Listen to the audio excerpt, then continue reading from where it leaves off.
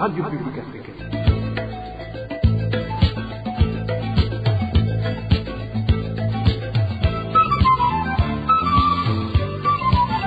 Radio Publique Africaine.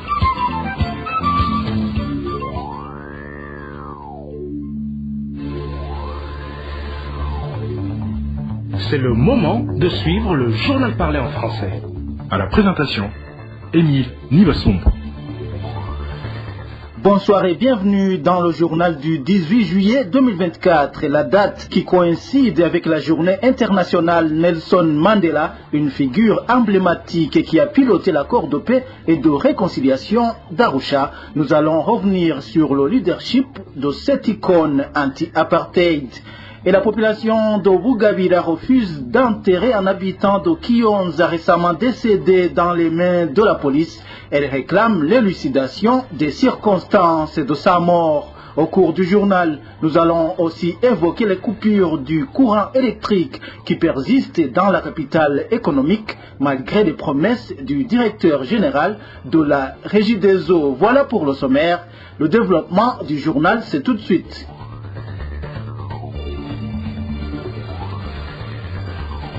Je vous le disais tantôt, près d'une semaine après la mort d'un jeune homme de la colline Kionza, commune Bugabira, en province Kirundo, qui était incarcéré par la police, la famille refuse toujours de procéder à l'enterrement avant l'élucidation des circonstances de sa mort. La famille ne comprend même pas pourquoi les policiers présumés auteurs de sa mort n'ont pas encore été traduits devant la justice. Les détails avec Emmanuel Ndaishimiye. Ces inquiétudes de la famille de ce jeune homme du nom de Rukundo, surnommé Natinya, qui a été retrouvé mort dans un cachot situé sur la colline Kionza, en commune Bugabira, province Kirundo, sont fondées sur le fait que les policiers suspectés de la mort de ce jeune n'ont pas encore été traduits devant la justice. Ainsi, la famille de la victime craint que les présumés auteurs de sa mort soient libérés car c'est depuis près d'une semaine que ce jeune homme est mort. Nos inquiétudes sont que les suspects soient libérés car il n'y a pas eu de procès de flagrance. Aussi, depuis ce jour, nous ne connaissons pas l'avancement de ce dossier et nous ne connaissons même pas où se trouvent ces policiers. Nous craignons qu'ils soient libérés, bien qu'ils disent qu'ils sont en train de mener des enquêtes. Nos sources à Bugabira indiquent que le corps de ce jeune homme est toujours dans la morgue de l'hôpital de Kirundo. La famille de la victime a dit qu'elle ne peut pas enterrer la victime sans connaître les circonstances de sa mort. Il n'est pas encore enterré. Le corps est toujours dans la morgue de l'hôpital de Kirundo car sa famille veut d'abord savoir les circonstances de la mort de leur enfant. Elle attend le procès. Signalons que ce jeune homme du nom de Rukundo, surnommé Natinya, avait arrêté par la police qui l'a battu sérieusement, puis ils lui ont mis des menottes avant de le conduire au cachot. Le lendemain matin, le corps de ce jeune homme était pendu avec une corde dans le cachot de ces policiers. Ces policiers ont expliqué que ce jeune homme s'est suicidé pendant la nuit. Les policiers en question auraient tenté de dissimuler son assassinat à un suicide. L'insécurité fait également partie des conséquences des activités de l'usine Buseko sur les habitants du quartier Karurama avoisinant cette usine de fabrication de ciment. Certains de ces habitants indiquent que suite à la pollution sonore de cette usine, des bandits parviennent à pénétrer dans leur ménage sans se faire entendre. De plus, selon les habitants de ce quartier, même des vols sur la voie publique ne cessent de se multiplier parce que les voleurs profitent des bruits produits par les machines de cette usine. Je vous propose de suivre l'un des habitants du chef-lieu de la province Chibitoke. Nous, habitants du chef-lieu de la province Chibitoke au quartier Karurama de la commune Rugombo, dans les environs de l'usine Buseko, nous sommes beaucoup menacés par les activités de l'usine. Il y a beaucoup de cas de vol. Il ne peut se passer 3 jours ou plus, une semaine, sans que l'on enregistre des cas de vol. Des bandits passent à travers des murs d'une maison et dépouillent la maison de tout. Et si l'on veut voler dans un ménage tel, on essaie de faire tout pour qu'il n'y ait aucun voisin qui puisse venir te secourir, donc l'on bloque les portails dans le voisinage. Mais aussi, même si tu cries au secours, il n'y aura personne qui puisse entendre tes cris. Le seul moyen que l'on peut utiliser pour demander secours en cas de vol, c'est le téléphone. L'autre sorte de vol que l'on ne cesse de recenser, ce sont des vols dans la rue. En haut de l'usine Bousseko, il y a une route pavée qui mène vers Moirangabo. Après 18h ou 19h, si tu t'aventures à y passer avec un téléphone dans la main, ou si par malheur on t'appelle une fois dans cette zone, on te dérobe ton téléphone. À cause des bruits de machines de la Bousseko, même si tu cries au secours, il n'y aura personne qui viendra à ton secours. Autre chose, c'est pour nous les mamans. Parce que nous, avec nos enfants, nous restons à la maison pendant que les maris vont à la recherche de quoi faire nourrir la famille. Nous subissons beaucoup de conséquences de la Bousseko. Nous avons beaucoup demandé que le gouvernement puisse nous venir au secours, mais on ne se limite qu'à reconnaître que la proximité de l'usine Bousseko avec la population constitue un danger pour la santé de cette population. Mais on n'a jamais pris de mesures.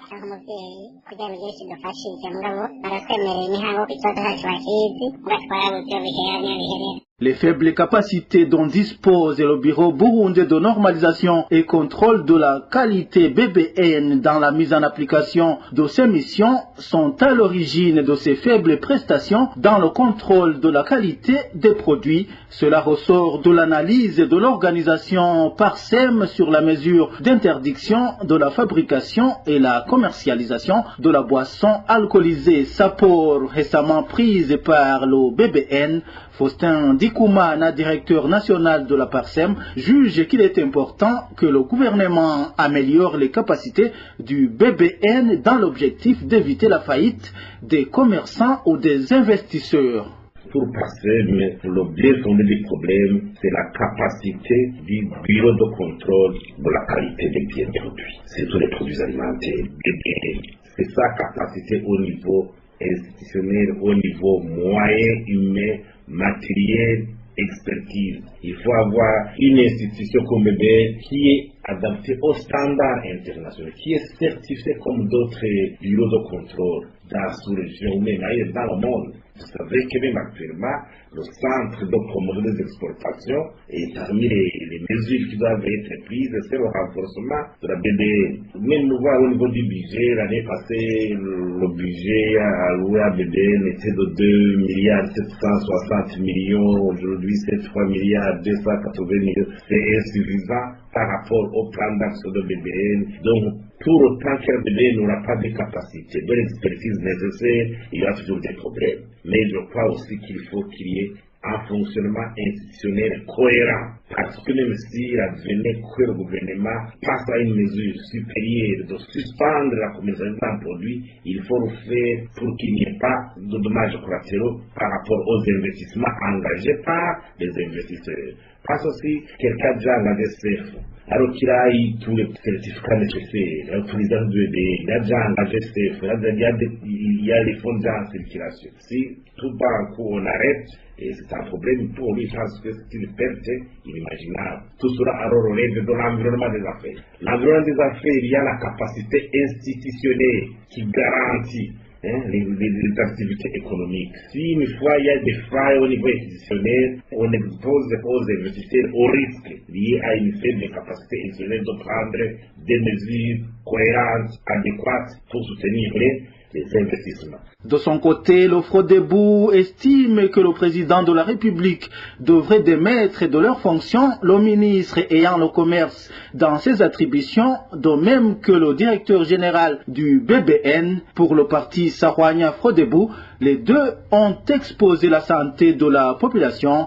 Dans sa déclaration sortie ce jeudi, le Front pour la démocratie au Burundi demande aussi que l'usine qui produisait ces produits soit punie pour avoir violé les conventions. Je vous propose d'écouter Phineas Nigawa, c'est le vice-président et porte-parole du parti Sarwania Frodebou. Après la décision de retirer ce produit du marché, c'était à Kayanza. Au niveau du parti Sarwania Frodebou, nous saluons cette décision du chef de l'État qui est venue à un moment opportun pour sauver la vie de la population. Mais le parti Sahwanyafrodebo déplore le comportement du bureau burundais de normalisation qui a donné l'autorisation, mais qu'on voit qui n'a pas bien suivi la fabrication de cette boisson. Et par conséquent, et ce qui est étonnant, le bureau burundais de normalisation s'est réveillé après la décision du chef de l'État. En plus, le parti Sahwanyafrodebo déplore également le comportement des ministères ayant le comité dans ses attributions parce que ce dernier a laissé ce produit qui est nocif à la vie, à la santé de la population, d'être commercialisé sur le sol burundais, et cela a eu des conséquences sur la vie de la population. En plus, l'entreprise qui avait signé des contrats avec le BBN a dit que ce dernier n'a pas respecté les clauses du contrat, et cela montre que ces entreprises ne sont pas suivies régulièrement, et ces derniers font du n'importe quoi. C'est pourquoi maintenant, le parti Sahwanyafrodebo demande au chef de l'État de démettre le directeur général du BBN et la ministre du Commerce parce qu'ils n'ont pas fait convenablement le travail. En plus, il faut même sanctionner l'entreprise qui produit cette boisson parce qu'il s'est dérobé des conventions du BBN. Le parti Sahwanyafrodebo maintenant demande au chef de l'État de revoir son entourage pour voir que tout le monde travaille convenablement et ceux qui ne travaillent pas convenablement qu'ils soient mis à l'écart afin d'être remplacés. Dans un instant, nous parlons société. RP.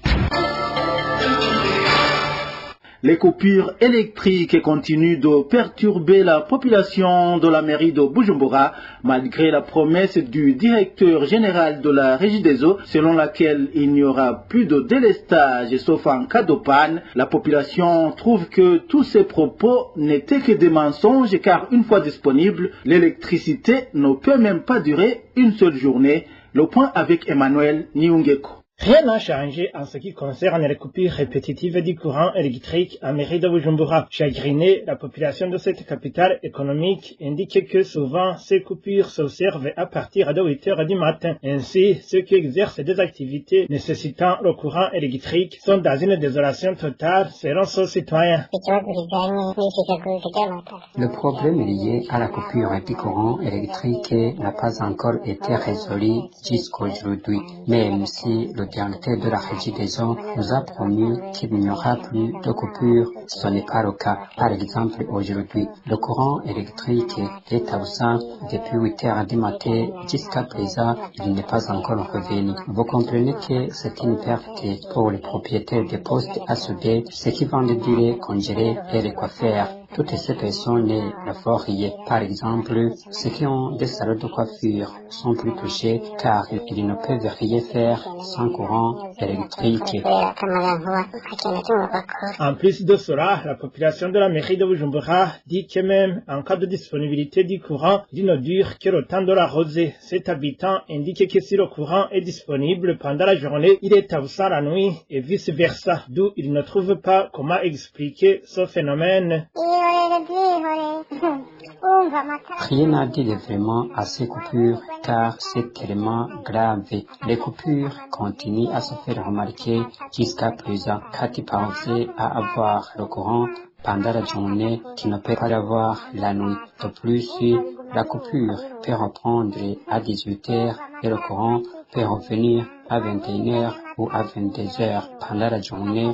Cette coupure peut s'observer depuis le matin et revenir entre 20h et 21h et la situation est toujours comme ça. Le plus choquant, selon ses habitants, ce sont les propos du directeur général de la Régie des eaux. Ce dernier a eu le courage très récemment d'informer la population de la mairie de Bujumbura qu'il n'y aura plus ni coupure de courant électrique, ni délestage à partir du 15 juillet 2024, et ceci pendant 3 ans, sauf en cas de panne matérielle, des propos pris pour des mensonges par la population du fait qu'il n'y a pas eu de changement. Restons dans la ville de Bujumbura Bujumbura pour parler du narcissisme dénoncé par les citadins dans la distribution du carburant. Ils indiquent que certaines autorités écartent forcément le citoyen lambda.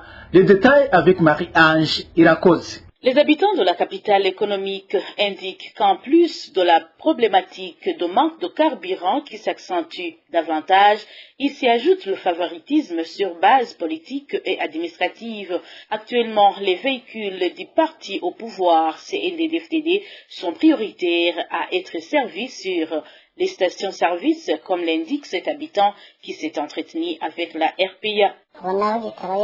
Habituellement, lorsque le carburant est disponible sur les stations-service, on nous dit que la priorité revient aux véhicules du parti au pouvoir. On y voit ainsi les responsables du parti à mairie de Bujumbura au niveau des communes Ntahangwa, Muha et Mukaza. C'est vraiment très honteux et scandaleux. Ce qui énerve encore plus ces habitants de la municipalité de Bujumbura, c'est de constater les manœuvres des pompistes qui consistent à surpasser ceux qui font la queue au moins toute une semaine pour isoler ceux à servir. L'exemple le plus récent s'est produit hier à une station-service de la zone Nyakabiga.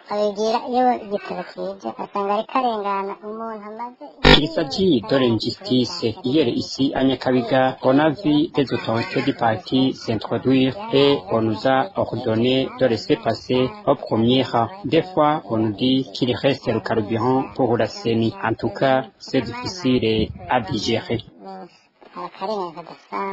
Les habitants de la mairie de Bujumbura demandent que les demandeurs du carburant soient traités au même pied d'égalité, surtout dans ces moments où tout le monde partage la misère relative au manque de ce produit dans le pays. Ce mercredi, la prison centrale d'Ongozi a été approvisionnée en farine de maïs destinée à nourrir les détenus. C'est au moment où les détenus venaient de passer 27 jours à demander au gouvernement burundais de leur venir en aide car ils mouraient de faim vu la quantité insuffisante de haricots qu'ils perçoivent par jour. Les défenseurs des droits humains au Burundi continuent de demander au gouvernement et au ministère de la Justice de trouver une solution durable à ce problème de manque répétitif de rations alimentaires dans les prisons. Pour clore cette édition, parlons de la journée internationale Nelson Mandela qui se célèbre chaque 18 juillet. Militant de la cause anti-apartheid et premier président noir de l'Afrique du Sud, Nelson Madiba Mandela est né le 18 juillet 1918 à Mvezo et décéda le 5 décembre 2013 à Johannesburg à l'âge de 95 ans. Le souvenir de Nelson Mandela pour le peuple burundais repose essentiellement sur les négociations et la signature de l'accord d'Arusha que cette figure emblématique a piloté comme médiateur. Le président de la Chambre basse du Parlement de l'époque, Léonce Ngendakumana, et chef de la délégation du parti Sarwanya Frodebu dans les négociations d'Arusha, témoigne du leadership de Nelson Madiba Mandela. En cette journée où le Burundi et la communauté internationale célèbrent la journée internationale du président Nelson Mandela, il y a beaucoup de choses, beaucoup d'événements, beaucoup d'actes qui nous font penser à Nelson Mandela. Pour les Burundais, c'est particulièrement la négociation, la conclusion et la signature de l'accord d'Arusha, dans la mesure où cet accord a permis aux Burundais de résoudre un conflit qui avait été très difficile à clarifier, dans la mesure où cet accord d'Arusha a permis aux Burundais d'aborder et de résoudre ensemble la question ethnique, entre les Tutsis si vous voulez.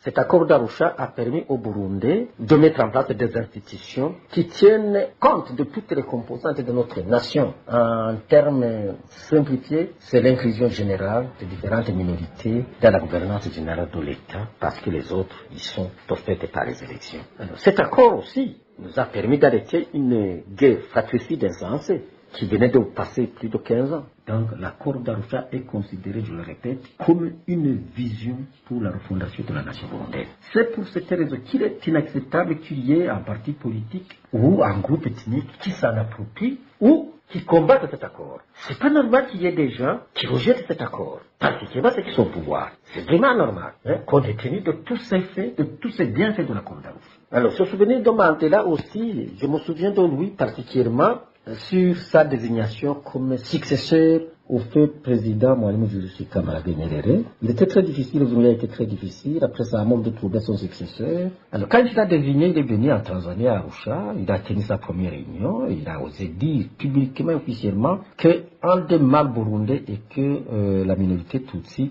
avait monopolisé le pouvoir politique, le pouvoir militaire et le pouvoir économique en excluant les Tutsis et les Hutus qui ont été obligés de prendre eux-mêmes les armes pour défendre leurs intérêts. Alors quand les partis du G10 à la tête Iprona ont appris cette position du nouveau médiateur, alors ils ont pensé qu'ils avaient raison de le refuser.